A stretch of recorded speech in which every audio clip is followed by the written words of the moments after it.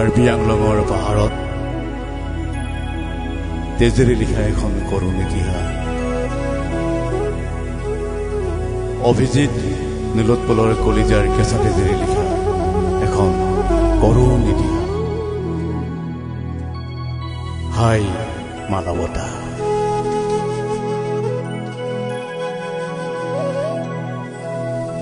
কাৰ্বি পাহাৰৰ সেউজ টিলাটোত ৰঙা চিলা দুখন আজিও বহি আছে। আজিও সিহঁতে আকাশ চুব খোজে, নীলাৰে বোলাব খোজে দুখন পাহুৱাল হৃদয়। সময়, নষ্ট সময়, দুষ্ট সময়, দুঃসময়।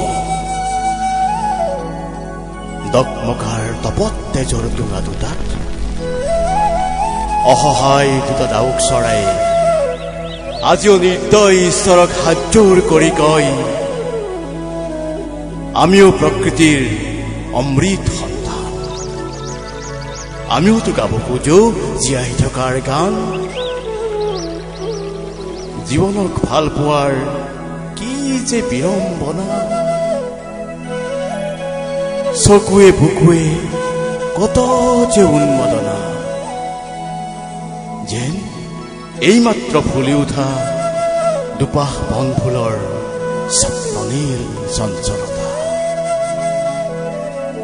আধাতে মৰহি যোৱা দুটা আধৰুৱা গান, দুখন আধা অঁকা ছবি,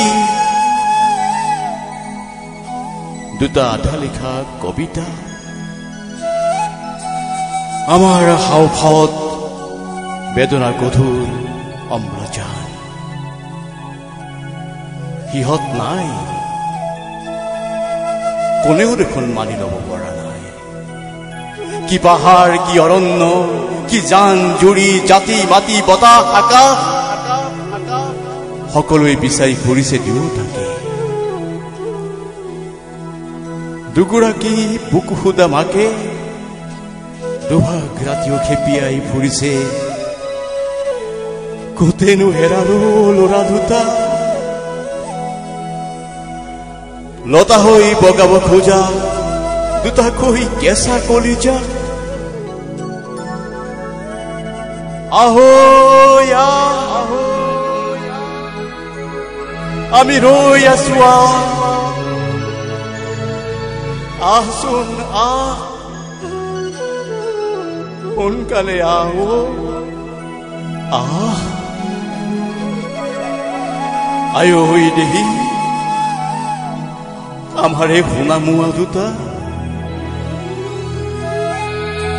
দকমকাৰ তেজৰ সুতি ৰুটি এক হৈ আজিও বৈ আছে পাহাৰৰ পৰা ভৈয়ামলৈ, হৃদয়ৰ পৰা হৃদয়লৈ। মাথো গগনাটো হৈ পৰি আছে নিজানে লিটালে। জানানে সিও পুনৰ বাজিব খোজে ঠিক আগৰ দৰে চিনাকি সুৰেৰে। সেই সুৰৰ ৰাগিতেতো ৰাগিয়াল আছিল ৰাছিয়াৰ ৰাংঢালী ছোৱালীজনী। তাই আতাহ পাৰি কান্দিছে, তাই হিয়া ধুনি কান্দিছে। তাইৰ সপোনে বুকুচাত উঠি কাৰ্বি পাহাৰৰ তিলাই তিলাই ধিক্কাৰ দিছে, আক্ষেপ কৰিছে, বিদ্ৰুপ কৰিছে, পুতৌ কৰিছে। হাই মানৱতা, তুমি ইমানেই নে ভাল পোৱাৰ দুখীয়া, তুমি ইমানেই নে ভাল পোৱাৰ দুখীয়া। মনুষ্যত্বৰ সমাধি প্ৰেমৰ গোলাপ ফুলিছে। কাঠিলাংচু জলপ্ৰপাতে আজি তাকেই গালে বাৰে বাৰে বাৰে বাৰে। কাৰ্বি পাহাৰৰ সেউজ টিলাটোত ৰঙা চিলা দুখন আজিও বহি আছে, প্ৰেমৰ দৰে, সপোনৰ দৰে, এনেদৰে বাৰে বাৰে